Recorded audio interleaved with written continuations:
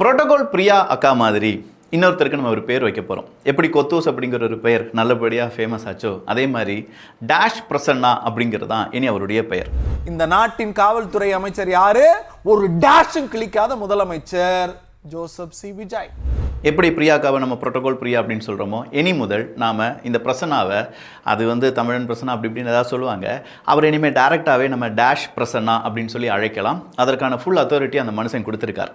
ஏன்னா ஒரு முதலமைச்சரையே டேஷ் முதலமைச்சர் அப்படின்னு சொல்லும்போது டேஷ் பிரசன்னாவுக்கு டேஷ் மரியாதைலாம் டேஷ் கொடுத்துட்டு எந்த டேஷுக்கும் எந்த பிரயோஜனமும் இல்லை அப்படிங்கிறது நமக்கு நல்லாவே தெரியுது. இதை கேட்கும்போது கொஞ்சம் வித்தியாசமாக தான் இருக்குது. என்ன விஜய் பேசணுன்னு டேஷ் பிரசன்னா அப்படி இல்லை சார். பொதுவாக நான் சொல்கிறேன், திமுக பீரியடில் இந்த மாதிரி ஒரு முதலமைச்சரை டேஷ் முதலமைச்சர் அப்படின்னு சொல்லிட முடியுமா? ஆனால் இப்போ சொல்ல முடியுதுன்னா அதை தட்டி கேட்கணுமா வேண்டாமா? எல்லாருடைய கடமை இருக்கா இல்லையா? எதுக்கு எடுத்தாலும் போய் அடுத்து அந்த சிஜேபி பார்ட்டி பற்றி பேச மாட்டியா சங்கியா அப்படி இப்படி. டேய், அங்கே என்ன நடந்துட்டுருக்குன்னு பாருங்கடா. ஆர்டிகல் 370 எடுத்து தூக்கணுமா? அதே மாதிரி முதல்வர் விஜய் அவர்கள் தான் நீட்டுக்கு காரணம், அவர் தான் குரல் கொடுக்க மாட்டேக்காரு. யார்? விஜய் அவர்கள் குரல் கொடுக்க மாட்டேக்காராம்.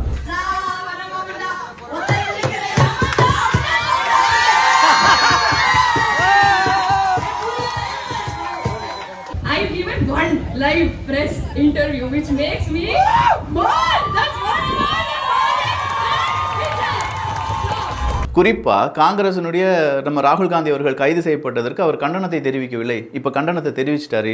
அப்போ இவ்வளோ நேரம் விஜய் அவர்களை தாறுமாறாக தரைக்குறைவாக பேசினவங்களாம் மன்னிப்பு கோருவாங்களான்னு கேட்டால் அது கோர மாட்டாங்க.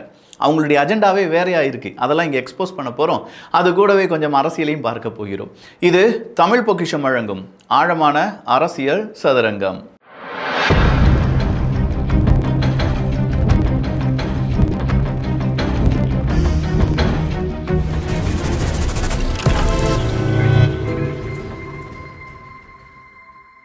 எதை எதிர்க்கணும் எதை வரவேற்கணும் அப்படிங்கிறது இப்போ இந்த போராட்டத்தில் இருக்கக்கூடிய கொஞ்சம் பேருக்கு தெரியுமா தெரியாதான்னு எனக்கு தெரியாது. ஆனால் எனக்குன்னு ஒரு ரூல்ஸ் அண்ட் ரெகுலேஷன்ஸ் இருக்குது, என் மனசாட்சி இருக்குது. அதுக்கு தகுந்த மாதிரி தான் நம்மளால் வீடியோவும் போட முடியும். நீங்கள் கேட்குறீங்க அவங்கள குஷிப்படுத்துறதுக்காக அங்கே ஒரு வீடியோ, இவங்களை குஷிப்படுத்துறதுக்காக. இது நடக்காது ராசா. நம்ம லைஃப்லேயே அப்படி ஒன்று கிடையாதுன்னு வச்சுக்கோங்களேன். அப்போ இந்த இடத்துல சிஜேபி பார்ட்டி அப்படிங்கிறது கோக்ரோச் உள்ளே வர்றாங்க. உள்ளே வர்ற நேற்றே அவர் போராட்டத்தில் ஈடுபடும்போது ஒருத்தர் பாட்டு பர்கர் சாப்பிட்டுட்டு இருக்காரு. ஆமாண்டா, நான் பர்கர் தான் சாப்பிட்டேன், எனக்கு தான் வேலை இல்லையே, நான் அரசியல் அந்த மனுஷனை சிஜேபியில் விட்டு தூக்கிட்டாங்கன்னு வச்சுக்கோங்களேன். இதே மாதிரி தான் கொஞ்சம் சுற்றுதுங்க. இன்றைக்கி தமிழ்நாட்டில் சிஜேபியை பார்த்து ரொம்ப பேர் வாங்க, முதல்ல ஒரு 20 பேர் தான் இருந்தோம், அடுத்த ஒரு 200 பேர் இப்போ கூட்டிட்டோம். இந்திய கம்யூனிஸ்ட் கட்சியினுடைய தலைமைச் செயலகமாக அங்கே ஏதோ ஒரு இடத்துல அவங்களுக்கான ஒரு இடம்லாம் கொடுக்கப்பட்டு அங்கே போராட்டத்தை நடத்திக்கோங்க, அறவழி போராட்டத்தை நடத்திக்கோங்கன்னு சொல்லி ராஜ்மோகன் அவர்களும் சொல்கிறாங்க. ரோடு போராட்டம் நடத்துவதற்கான இடம் கிடையாது. நீங்கள் ரோட்டில் போராட்டம் நடத்துனீங்கன்னா, தூண்டுதல் வழியாக போராட்டம் நடத்துனீங்கன்னா அரசு செய்யப்படுவீர்கள். இதையும் பள்ளிக்கல்வித்துறை அமைச்சரான ராஜ்மோகன் அவர்கள் குறிப்பிட்டிருக்கிறார். அதனால் நாங்கள் ரோட்டில் போராடுவோம். ஸோ இந்த போராட்டம் எப்போ இருந்திருக்கணும், எப்படி இருந்திருக்கணும் அப்படிங்கிறத நான் உங்ககிட்ட சொல்கிறேன். இதெல்லாம் மக்களாகிய நாம் தான் சிந்திக்கணும். இது ஏதோ ஒரு பிஜேபி வெறுப்பு இல்லை பிஜேபி ஆதரவு, விஜய் அவர்களுடைய வெறுப்பு ஆதரவு இப்படின்னு பார்க்காம, எவன் நமக்கு வாக்குறுதி கொடுத்தான், எவன் நம்மளை நம்ப வச்சான், எவன் நம்மளை நம்ப வச்சு ஓட்டு வாங்கினான், எவன் நம்மளை ஏமாத்தினான், இந்த விஷயத்தை தெரிஞ்சுக்கிட்டாலே நாம் யார் மீது கோவப்பட வேண்டும் அப்படிங்கிறது நமக்கு தெரிஞ்சிடும். இப்போ அதெல்லாம் டைவெர்ட் பண்ணுறதுக்கு ஏகப்பட்ட பேர் அங்கிட்டு இங்கிட்டு குதிப்பாங்க. தமிழ் பட்சத்தில் நீங்கள் அதை பேசலையா, இதை பேசலையா, இப்போ பேசுகிறேம்மாக்கா. 7 மாசத்துல நீட்டு காலி ஆயிரும் அப்படின்னு சொன்னது இவர் தான். அந்த வீடியோ உங்களுக்காக தெரியும். இப்பவும் நாங்க சொல்றோம், 7 மாசத்துல கண்டிப்பா நீட் தேர்வு ரத்து செய்யப்படும். தலைவர் அறிவிச்சிட்டாங்க. கண்டிப்பா நம்ம ஆட்சி அமைந்தவுடன் நீட் ரத்து, இது நான் கொடுக்கக்கூடிய சத்தியம், அந்த சீக்கிரம் எங்ககிட்ட மட்டும்தான் இருக்குன்னு சொன்னவர் இவர் தான். அந்த வீடியோ உங்களுக்காக. உங்களுடைய ஆதரவோடு நம்முடைய தலைவர் தலைமையிலான ஆட்சி அமையும். அப்போ தமிழ்நாட்டில் நீட் இருக்காது. பழையபடி +2 மார்க்கை வச்சு நம்ம பசங்க மெடிக்கல் படிக்கத்தான் போறாங்க. இது மட்டும் தானா? இன்னும் நிறைய வீடியோ இருக்கு. எடிட்டர் ஒன்னு விடாம எல்லா வீடியோவையும் சும்மா வேற லெவல்ல போட்டு விட்டுருங்க. மீண்டும் நான் தெரிவிக்க விரும்புகிறேன், விரைவில் தமிழ்நாட்டில் திராவிட முன்னேற்ற கழகத்துடைய ஆட்சி உதயமான உடனே இந்த நீட் தேர்வை சட்டப்படி ரத்து செய்கிற முயற்சிகளை நாங்கள் முழுமையாக ஈடுபடுவோம், அதை வெற்றி காண்போம் என்பதை நான் உறுதியோடு தெரிவித்துக் கொள்ள விரும்புகிறேன். நம்முடைய தலைவர் தெளிவாக சொல்லிட்டார், திராவிட முன்னேற்ற கழகம் ஆட்சி வந்ததுன்னா கண்டிப்பா நீட் தேர்வு ரத்து செய்யப்படும். நீ எங்க வேணாலும் நடத்தி காட்டலாம். பெரியாருடைய மண் தமிழ்நாடு என்பதை புரிந்து கொண்டால் உங்களை ஓட விரட்டுவோமே தவிர இங்க நீட் நடக்காது. நீட்டை மாற்ற முடியாது, வந்துருச்சு, இனிமேல் என்ன செய்ய முடியும் என்று கேள்விகள் எழலாம். இது தமிழ்நாடு. எந்த சரித்திரத்தையும் நீங்க போட்ட மனு நீதி சாஸ்திரத்தையும் மாற்றி காட்டிய தமிழ்நாட்டில் எங்களால நீட்ட மாற்ற முடியாது நினைக்கிறீங்களா? நீட் தேர்வுல விலக்கு வர முடியலன்னா உன்ன மாணவர்களுக்கு காப்பீடுக்கு உருவாங்க. நாங்க மந்திரியாங்க கண்டிப்பா வீடியோ எல்லாம் பார்த்துருப்பீங்க. நீட்டை ரத்து பண்ணுவோம் அப்படின்னு சொன்னது யாரு? திமுக. 5 வருஷம் ஆட்சியில் இருந்தது யாரு? திமுக. தெருக்குறள் அறிவு முதல் இன்னைக்கு பேசக்கூடிய எல்லாருமே திமுக ஆட்சியின் போது ஏதாவது ஒரு இடத்துல ஒரு இடத்துல நீட்டை ஏன் இன்னும் ரத்து பண்ணுன்னு சொல்லி கேள்வி கேட்டானுங்களா? கேட்டிருக்க மாட்டானுங்க. இந்த டேஷ் பிரசனாலிருந்து டேஷாக வரக்கூடிய எந்த டேஷாக இருந்தாலும் எவனாவது ஒருத்தன் கேள்வி கேட்டிருப்பானா? கேட்டிருக்க மாட்டான். ஏன் கேட்டிருக்க மாட்டான்? நீட்டினுடைய மரணங்கள் அன்னைக்கு குறைஞ்சிருந்துச்சா? அனிதா அப்படின்னு சொல்லி ஒரு தங்கச்சியினுடைய மரணத்தை தான் இன்னைக்கும் நீட் எதிர்ப்பினுடைய ஒரு ஒரு ஒரு ஒரு ஒரு கோரா பயன்படுத்திட்டு இருக்காங்க திமுக. பேர் வந்து நான் தலைவர்கிட்ட கோரிக்கை வச்சிருக்கேன். அனிதாவோட பேர்ல ஒரு மாவட்டத்திலையும் ஒரு அரசு மருத்துவக் கல்லூரியை நம்ம கட்டணும், அனிதா பேர்லயே பண்ணணும்னு தலைவர்கிட்ட நான் சொல்லியிருக்கேன். மேனிஃபெஸ்டோல உங்களுக்கு பிடிச்ச விஷயம் என்ன? 500 அறிவிப்புகள் நிறைய வந்துச்சு. நீட் தேர்வு ரத்து. ஆனா அதை விட அத்தனை உயிர்கள் பலியானது நீட் அவங்களுடைய 5 வருட ஆட்சியின் போது. ஏதாவது ஒரு போராட்டத்தை பெருசா இப்போ பண்ற மாதிரி ரொம்ப பெருசா இப்ப இருக்கக்கூடிய முதலமைச்சருக்கு எதிராக அப்ப இருக்கக்கூடிய முதலமைச்சரான வாக்குறுதி கொடுத்து ஏமாத்தின முதலமைச்சரான மு.க. ஸ்டாலின் அவர்களை பார்த்து ஒரு போராட்டம் நடந்துச்சா? நடந்திருக்காது சார். ஏன்னா கரப்பாம்பூச்சி அன்னைக்கு செத்து கிடந்துச்சு. இப்போதான்டா கரப்பாம்பூச்சி உருவாயிருக்கு அப்படின்னு சொல்லி கேட்டா, சார் கரப்பாம்பூச்சி உருவானது ஏன்?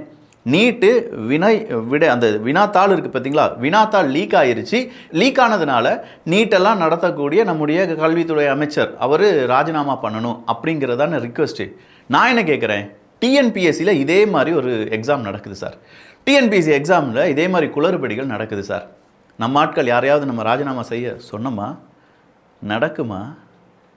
என்னையா இது ஒரு செலக்டிவ் அம்னிஷா மாதிரி இருக்குல்ல அப்படின்னு சொல்லி இப்போ நீங்கள் யோசிக்கலாம். அப்போ நீட்டு ரொம்பவே கெடுதலா அப்படின்னு கேட்டால், படிக்கிறவங்க படித்து பாஸ் ஆகிட்டு இருக்காங்க. அந்த அளவுக்கு நம்முடைய கல்வித்திறனை அதிகப்படுத்த வேண்டும் அப்படின்னு சொல்கிறவங்க சொல்லிக்கிட்டு இருக்காங்க. அரசியல் செய்கிறவங்க செஞ்சிட்டு இருக்காங்க. அதில் நல்லா அடுத்ததாக படித்து நாங்கள் வெற்றி பெறுவோம் அப்படின்னு சொல்கிறவங்க வெற்றி பெற்று கொண்டிருக்கிறார்கள். எஸ், படிக்க முடியாத நபர்கள், படிக்க முடியாத மாணவர்களும் நிறைய பேர் இருக்காங்க. ஆனால் இந்த இடத்துல நீட்டை ஒழிச்சிட்டோம்னா மறுபடியும் இந்த இன்ஜினியரிங் காலேஜ் இல்லாட்டி அடுத்ததாக இருக்கக்கூடிய காலேஜெலாம் தாண்டி மெடிக்கல் காலேஜ் அப்படின்னு சொல்கிறதுக்கு ஒரு பெரிய மவுஸ் இருக்குல்ல, ஏகப்பட்ட காசை மட்டும் கறந்துட மாட்டாங்களா அப்படிங்கிற ஒரு கேள்வி இருக்கா? சரிப்பா, நீட்டை ஒழிச்சிடலாம். நேரடியாக அதை வந்து நீ என்ன செஞ்சிடலாம், +2 மார்க் அடிப்படையிலே நம்ம என்ன செஞ்சுருவோம், உள்ளே கொண்டு வந்துடுவோம். அப்போ +2 மார்க் அடிப்படையிலே உள்ளே கொண்டு வந்தாலும் அங்கே கமிஷன் கரப்ஷன் அப்படிங்கிறதெல்லாம் ஒட்டுமொத்தமாக நீக்குவதற்கான வழி என்ன அப்படிங்கிறத பற்றி யாராவது மாற்று சிந்தனைகள் சொல்கிறார்களா? சரி, நீட்டு மட்டும்தான் எக்ஸாமா? அப்போ யூபிஎஸ்சி எக்ஸாம்லாம் யாரும் எழுதுறதுலாம் கிடையாதா? அப்போ யூபிஎஸ்சி எக்ஸாம் நான் ஃபெயிலியர் ஆகிட்டேன். இப்போ ஒருத்தன் வந்து சொல்கிறான், சிஜேபி அந்த காக்ரோச் பார்ட்டிலேருந்து 700க்கு 300 மார்க் வாங்கினேன் ப்ரோ, என்னை வந்து வேண்டான்னு சொல்லிட்டாங்க, பிஜேபி ஒழிக்க, அவர் வந்து அவருடைய பதவியை ராஜினாமா பண்ணணும். நல்லா இருக்கியா? யூபிஎஸ்சியில் கிட்டத்தட்ட பல லட்சம் பேர் சேர்ந்து ஒர்க் பண்ணக்கூடிய இல்லாட்டி எழுதக்கூடிய யூபிஎஸ்சி ஒரு 1000 பேர் தேர்ச்சி அடைகிறாங்கன்னு வச்சுக்கோங்களேன். மீதம் இருக்கும் எல்லாரும் சேர்ந்து பாராளுமன்றத்தை நான் ஒழிக்கப் போகிறேன் அப்படின்னு சொல்லி ஒருத்தர் யார் அண்ணாவதோ கேள்வி கேட்டிருந்தார். இதே கேள்வியை கேட்டிருந்தார். ஒன்றும் வேணாங்க, இப்போ நான் என் குழந்தைய 4வது வகுப்புலேருந்து 5வது வகுப்புக்கு நம்ம எல்லாருமே அதை அனுபவிச்சிருப்போம். 5வது வகுப்புக்கு ஒரு ஸ்கூலுக்கு நான் போகிறேன்னு வச்சுக்கோங்களேன், அங்கே வச்சு ஒரு என்ட்ரன்ஸ் வைப்பாங்க. அந்த ஸ்கூல் லெவலில் அந்த குழந்தை படிப்பதற்கான தகுதி இருக்கா இல்லையா அப்படின்னு சொல்கிறதுக்கான ஒரு என்ட்ரன்ஸ். என் குழந்தை பாஸ் ஆகலை அப்படின்னா அந்த இடத்துல உட்காந்துக்கிட்டு நான் அந்த ஸ்கூலை கொளுத்துவேன் அப்படின்னு சொல்கிறதும், என்னுடைய குழந்தையினுடைய நாலேஜை நான் இன்க்ரீஸ் பண்ணிவிட்டு, நாலேஜ் மீன்ஸ் வேறு ஒன்றுமே இல்லை, அவங்களுடைய ரைம்ஸ் இல்லாட்டி ஏதாவது ஒரு ஜிகே கொஸ்டின் கேட்க போகிறாங்க, அவங்க சிலபஸ் கொடுக்க போகிறாங்க, அதை படிக்க போகிறோம். அப்போ ஜேஇயை ரத்து பண்ணிடலாமா? எதுக்குங்க ஜேஇலாம் வச்சுக்கிட்டு? இதே மாதிரி எல்லா எக்ஸாமையும் நம்ம ரத்து பண்ணிகிட்டே போயிட்டே இருந்துச்சுன்னா என்ன ஆகுறது அப்படிங்கிற ஒரு கேள்வி இருக்குல்ல. அப்போது இந்த குறிக்கோள் இதுவரை ஓகே தான், நீட்டை ரத்து பண்ணணும் அப்படிங்கிற குறிக்கோள் வரை ஓகே. இன்றைக்கி யாரெல்லாம் மோக் பண்ணுறாங்க? நான் தான் வந்து பாலிமர் செய்தியில் இன்டர்வியூ கொடுத்தேன். இதை பார்க்கும்போது மோடி விஜய் அவர்களோட கூடுதலாக நான் தான் ப்ரெஸ்ஸை பார்த்துருக்கேன்னு சொல்லி ஒரு அக்கா வந்து பேசுகிறாங்க. நல்லா இருக்குக்கா, இன்னும் 10 வருஷத்துக்கு பிறகு தான் நீங்கள் இப்படி போராட்டம் நடத்துனதெல்லாம். ஏன்னா நானும் இதே எஸ்எஃப்ஐ, ஏபிவிபி, கேஎஸ்யூ அப்படின்னு சொல்லிலாம் அலைஞ்சவன் தான். எனக்கும் நல்லா தெரியும் இந்த பொலிட்டிக்ஸ் என்ன, மாணவர்களுடைய பொலிட்டிக்ஸ் என்னன்னு. 2 வருஷம் நீங்கள் காலேஜை விட்டு வெளியில் வாங்கலேன், வெளியில் வந்த பிறகு வேலைக்காக அலைவீங்க பார்த்தீங்களா, அன்னைக்கு தெரியும் நம்ம செஞ்ச மடத்தனமான அரசியல் என்ன, கண்மூடித்தனமாக நம்மளை யார் அரசியல் செய்ய வச்சாங்க அப்படிங்கிறதெல்லாம் அன்னைக்கு தான் தெரியும். அதுவரையும் நமக்கு தெரியாது. என் கூட பழகுனவங்க, என் கூட பேசினவங்க, நான் அடித்தவன், என்ன அடித்தவன் இப்படின்னு சொல்லி ஏகப்பட்ட வரலாறு இருக்குது எனக்கு பின்னாடி. இதெல்லாம் பார்த்து வந்ததுனால தான் என்னமோ இந்த அரசியலில் என்னென்ன நுட்பங்கள் இருக்குது அப்படிங்கிறத கொஞ்சம் கொஞ்சமாக நம்மளால் கிராஸ் பண்ண முடியுது. ஸோ இந்த இடத்துல ஏகப்பட்ட சிக்கலை உருவாக்கக்கூடிய இந்த கரப்பாம்பூச்சி தமிழ்நாட்டுக்குள்ளே வந்து இப்போ பெரிய அளவில் விஜய் அவர்களை மோக் பண்ண ஆரம்பிச்சிருச்சு.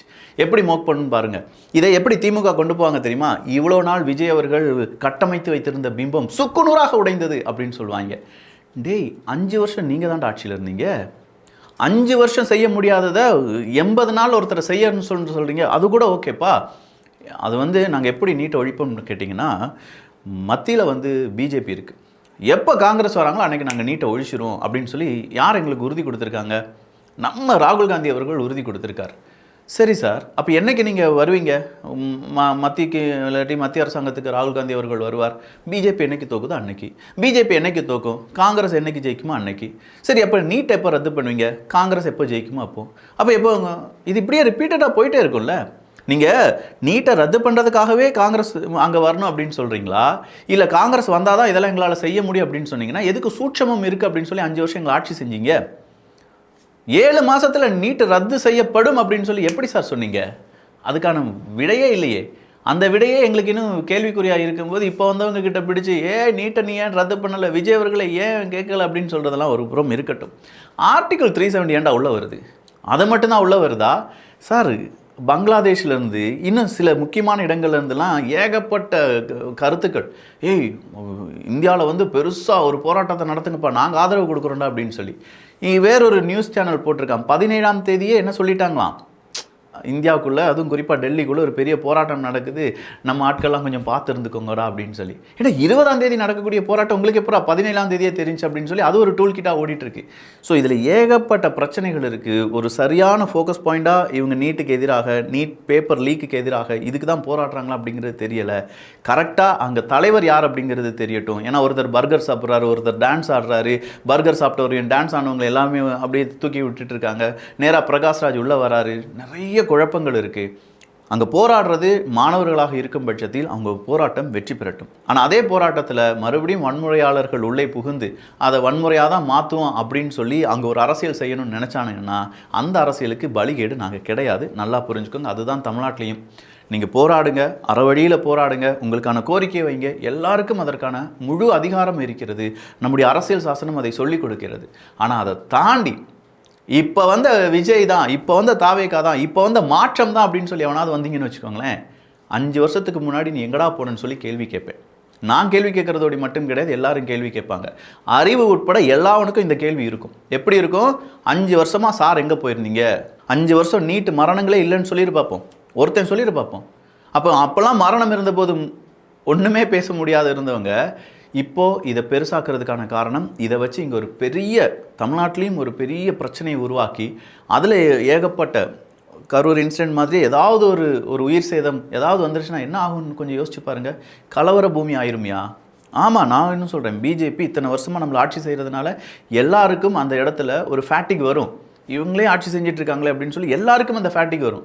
ஆனால் அந்த ஃபேட்டிக்கை நீங்கள் எப்படி டைவெர்ட் பண்ணுறீங்கன்னா, நீட் எதிர்ப்பு அப்படிங்கிறத மட்டும் வச்சு டைவெர்ட் பண்ணுறதா இருந்துச்சுன்னா அங்கே மாணவர்களை உள்ளே கொண்டு வந்து மாணவர்களை அடித்து விட்டார்கள் அப்படின்னு சொல்லி அங்கேருந்து அடுத்ததாக இதை டேர்னிங் பாயிண்ட்டாக மாற்றி ஒரு பெரிய கலவரம், அந்த கலவரத்தில் இந்தியாவினுடைய ஒட்டுமொத்த நம்பிக்கையும் சீர்கெட்டு போயிடுச்சு, இந்தியாவினுடைய அமைதி சீர்கெட்டு போயிடுச்சு அப்படின்னு சொல்லி அதை பெருசாக மாற்றி ப்ரொஜெக்ட் பண்ணி, அப்படி கிடையாது. மக்களுக்கு நல்லது செய்யுங்க, காங்கிரஸ்காரங்க மக்களுக்கு நல்லது செய்யுங்க, மக்களுக்கு நல்லது எடுத்து சொல்லுங்க.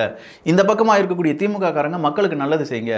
90 ப்ராஜெக்டை புரோட்டோகால் பிரியாக்கா இனிஷியேட் பண்ண போது 22 லட்சம் ரூபாய்க்கு பிரிண்டர் வாங்கி கொடுக்க முடிகிறது. ஆனால் நீங்கள் போட்டிருக்கக்கூடிய கொட்டேஷன் 60 லட்சம் ரூபாயாக இருக்குது. இதுலேயே 38 லட்சம் ரூபாய் அசால்ட்டாக ஆட்டையை போட்டுட்டு போடுறதுக்கு ட்ரை பண்ணிங்களா இல்லையா? அப்படிதான் நியூஸ் வந்துட்டு இருக்கு. அப்போ அதை ட்ரை பண்ணது, இதே மாதிரி ஏகப்பட்ட ஊழல்கள், இதெல்லாம் தடுத்து நிறுத்தினாலே ஏகப்பட்ட நீட்டு கோச்சிங் சென்டர்லாம் நம்ம ஆரம்பிச்சிடலாம் போலையே. நம்ம சிலபஸை மாற்றினாலே நல்ல பிள்ளைகள் நல்லா படிக்குமாப்பா.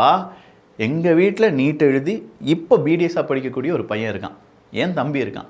அவனுக்கு ஒருவேளை அந்த நீட்டு இல்லாமல் இருந்து அவன் உள்ளே போயிருந்தானா இதை விட லட்சக்கணக்கான ஃபீஸ் கொடுக்க வேண்டியதாக இருந்திருக்கும். நான் மறுபடியும் சொல்கிறேன். அப்போ நீட்டுக்கு ஆதரவான எக்ஸாமினேஷன் எஸ், அந்த இடத்துல நடத்தப்பட வேண்டும் என்றால் அதற்காக நம்முடைய குழந்தைகள் தயாராக்கப்பட வேண்டும் என்றால் தயாராக்கப்படுகிறார்கள். அந்த இடத்துல பிரச்சனைகள் இருக்குது. தனியார் நிறுவனங்களில் படிக்கிறவங்க, தனியார் டியூஷன் சென்டர் இதனால் ஏகப்பட்ட ரூபாய் காசு அடிக்கிறாங்கன்னா அதெல்லாம் சரிப்படுத்துவதற்காக நீங்கள் போராட்டம் நடத்தலாம். இந்த எக்ஸாமே இருக்கக்கூடாது அப்படின்னு சொல்கிறது எனக்கு என்னன்னே புரியலை. அப்படின்னா எல்லா எக்ஸாமும் +2 எக்ஸாம் என் குழந்தை பாஸ் ஆகிடுச்சு, ஃபெயில் ஆகிடுச்சுன்னா வா ஸ்கூலை கொளுத்தலாம், 10th ஃபெயில் ஆயிடுச்சுன்னா வா ஸ்கூலை கொடுத்தலான்னு சொல்லிட்டு கிளம்பிட்டாங்கன்னா என்ன நடக்குன்னே தெரியல. பார்க்கலாம் என்ன நடக்குது அப்படின்னு சொல்லி. நல்லதை பகிர்ந்து நல்ல சமுதாயத்தை உருவாக்கும். தமிழ் பொக்கிஷத்தில் பார்க்காதவங்க அரசியல் சதுரங்கத்தில் இதை பார்த்துருங்கப்பா. அந்த ஸ்லோட்டை இந்த காக்ரோச்சுக்காக நான் வேஸ்ட் பண்ணுறதுக்கு விரும்பலை. அப்படின்னா அன்றைக்கி டேயில் நான் வீடியோ போடாமே இருந்துக்கிறேன். அம்பிட்டு தான். நல்லதை பகிர்ந்து நல்ல சமுதாயத்தை உருவாக்கும். நன்றி, வணக்கம்.